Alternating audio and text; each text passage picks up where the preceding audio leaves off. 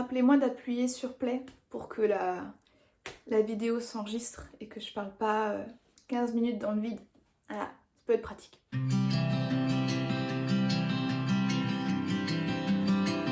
Bonjour, rebonjour.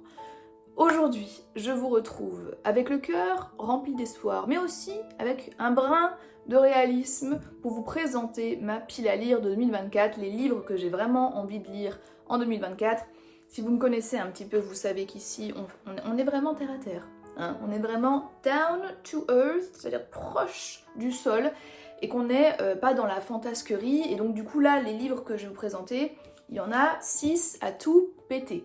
Mais ce sont des livres que j'ai vraiment envie de lire, qui traînent dans ma bibliothèque depuis bien trop longtemps, qui carrément ils ont pris la poussière, et je suis allergique à la poussière, donc c'est le moment de les déterrer. Il s'agit d'une pile à lire restreinte, mais qui n'en est pas pour le moins attrayante, vous en jugerez par vous-même. Et d'ailleurs, je vous encourage, hein, je vous invite à partager avec moi dans les commentaires vos piles à lire, voilà, vos livres que vous avez envie de découvrir en 2024, qu'il s'agisse de nouvelles sorties ou d'antiquités de votre palle. Moi, le premier truc dont je vais vous parler, c'est Junji Ito. Désolée, je vous saoule avec cet auteur, mais je vous jure, c'est ma passion, c'est ma découverte de 2023. Donc un mangaka qui écrit des histoires horrifiques / gore avec un brin de folklore japonais. On adore, moi je suis fan d'histoires d'horreur et d'horreur en général, de macabre. D'ailleurs il y a une adaptation sur Netflix qui s'appelle Les Contes macabres du Japon, si jamais vous avez la flemme de lire les mangas et que vous voulez juste voir l'adaptation, c'est sur Netflix. Moi je vous ai choisi les chefs-d'œuvre parce que j'ai commencé avec les chefs-d'œuvre justement Junji Ito, j'ai commencé sa bibliographie avec ça, et que clairement cette année je vais lire le tome 2. Ça c'est un coffret que j'ai reçu pour Noël, il est arrivé abîmé. Oui, j'ai le seum. Si vous vous demandez, si vous posiez la question, oui, j'ai le seum. Mais bon, on va prendre ça comme une leçon, je pense que c'est pas une très bonne idée de commander des beaux livres ou des hardbacks par voie postale, tout simplement. Quoi qu'il en soit, voici le tome 2, voici à quoi ça ressemble pour les personnes qui n'ont pas encore vu passer sur ma chaîne. C'est très graphique, donc si vous aimez pas ça, je comprends tout à fait. Ah bah tiens, voilà, c'est très original, des pieds qui sortent du carrelage de la salle de bain, pourquoi pas. Et donc les chefs-d'œuvre sont vraiment un très bon moyen de commencer à connaître l'auteur, parce que c'est plein de petites histoires en fait, c'est plein de petites nouvelles. Il a écrit des histoires beaucoup plus longues, notamment Spirale, que j'ai aussi dans ma palle, que j'aurais pu très bien mettre ici, mais si vous voulez commencer, si vous voulez découvrir, moi c'est vraiment les chefs-d'œuvre que je vous conseille à 100%.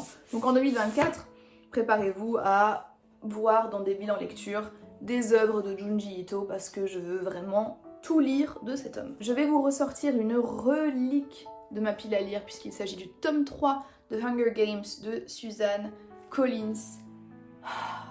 J'ai tellement pas envie de finir cette saga. Vous voyez, c'est genre, j'ai envie de la finir parce que Passion, Pita... Vraiment, je pense que Pita, c'est un de mes plus gros crushs littéraires. J'attends toujours la demande en mariage. Elle n'arrive pas, je me demande pourquoi. Et j'ai tellement un lien particulier avec cette saga. J'ai vu tous les films, j'ai vraiment adoré. Peu importe ce qu'on peut en dire, je trouve que Jennifer Lawrence est exquise dans son rôle. Et en fait, à chaque fois que je me replonge dans les films notamment, c'est un peu comme Twilight.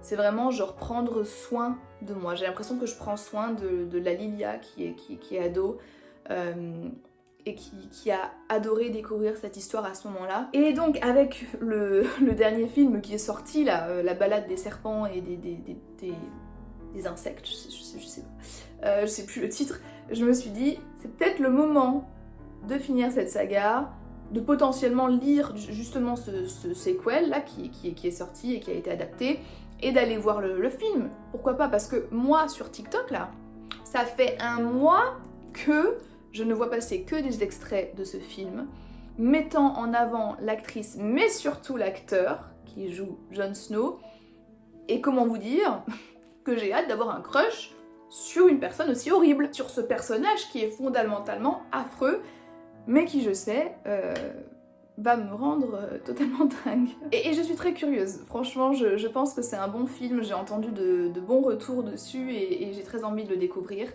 Donc peut-être que 2024 ce sera l'occasion de finir cette saga, de finir le livre. On présente plus l'histoire, hein, bien sûr, c'est une dystopie. C'est écrit comme...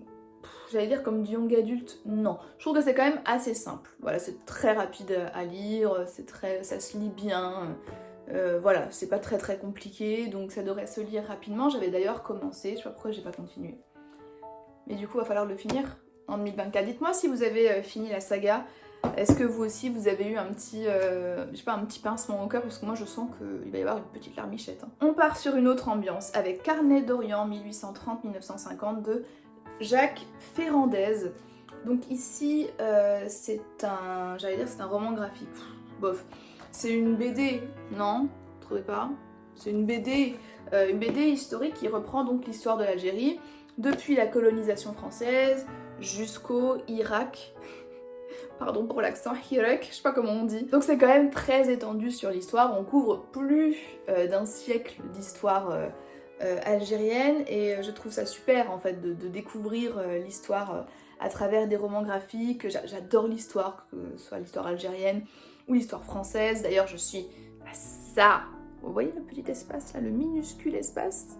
Mon casse-noisette rentre même pas dans l'espace pour vous dire, mais vraiment je suis à ça de me prendre un abonnement sur la plateforme Secret d'Histoire. Et que d'ailleurs, si vous êtes étudiant, l'abonnement à l'année ne coûte que 20 €, et que même si vous voulez vous prendre un abonnement à vie, illimité, et être invité à des soirées, etc., je crois que c'est 1002 ou 1004.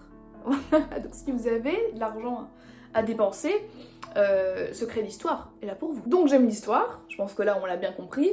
Ce livre, ça fait très longtemps qu'il traîne dans la bibliothèque, il est temps. Et je vous avoue que je suis un peu curieuse de savoir quel est le biais de l'auteur, parce que quand on écrit de l'histoire, contrairement à ce qu'on pourrait penser, on le fait avec un biais, voilà. On le fait à partir d'une position, qu'elle soit occidentale ou non occidentale, blanche, non blanche, etc. Et donc voilà, ça je l'ai vraiment appris et je l'ai vraiment remarqué à travers mes recherches et mes études, que la manière dont on raconte l'histoire est souvent politique. C'est quasiment impossible de le faire de manière neutre. Et donc je suis très curieuse de savoir quel est le positionnement de l'auteur face à l'histoire de l'Algérie. On verra bien ça. Là aussi les gars, je vais vous sortir une antiquité, je vais vous débloquer un souvenir de Booktube d'il y a quelques années si vous y étiez. Mais voilà. Ah tiens, il y a une sorte de halo de lumière. Pour vous dire, c'est un livre sacré, tellement ça fait longtemps que je ne l'ai pas sorti. Écoutez, c'est simple, j'ai lu le tome 1, je n'ai jamais fini la saga, alors que le tome 1 avait été un coup de cœur. J'avais adoré. Je sais même pas si je serais capable de vous faire un résumé de ce livre. C'est une production française, donc ça c'est top. Il a été traduit dans plein de langues. Moi je me souviens, à chaque fois que je vais en librairie aux États-Unis, il y est. Et il est bien placé, c'est-à-dire qu'il se vend bien à l'étranger. Et franchement, à raison, parce qu'il est super. Le monde qu'a créé l'autrice est fantastique. On est avec une... En fait, on est avec une fille, une protagoniste, qui je pense est un peu mademoiselle tout le monde, dans le sens où beaucoup de lectrices et beaucoup de jeunes filles se sont retrouvées en elle. Il me semble que c'est une fille qui est assez réservée, qui fait un peu nerd comme ça, et elle a un pouvoir particulier avec les objets. Et elle vit dans un univers qui fonctionne sous forme de îlots, voilà, avec chaque petite île où il y a sa population, sa communauté. Je vous fais tout ça de mémoire, hein, parce que ça fait franchement facile 8-7 ans que j'ai lu le tome 1, donc pour vous dire. Et elle va devoir gérer une sorte de mariage arrangé, puisqu'on veut la faire s'allier avec un homme qui est assez important sur une autre île. J'ai dit îlot parce qu'en fait c'est suspendu en l'air, hein, tout simplement. Et donc en fait l'histoire c'est un mélange bien sûr de fantaisie, parce qu'on reste quand même avec des personnes qui ont des pouvoirs. C'est un mélange de stratégie politique, parce qu'il y a beaucoup justement de jeux de pouvoir et de contrôle entre les gens, beaucoup de secrets. Et il y a, enfin j'allais dire dans le tome 1, il y a de la romance.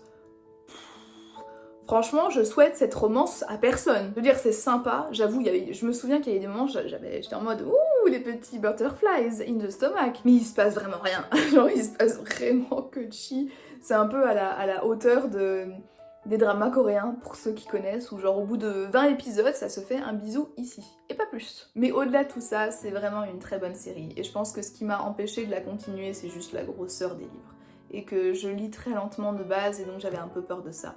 Mais j'ai très envie, très envie de le relire, et de potentiellement finir la saga. Maintenant, je m'adresse à vous, aux personnes qui ont fini la saga.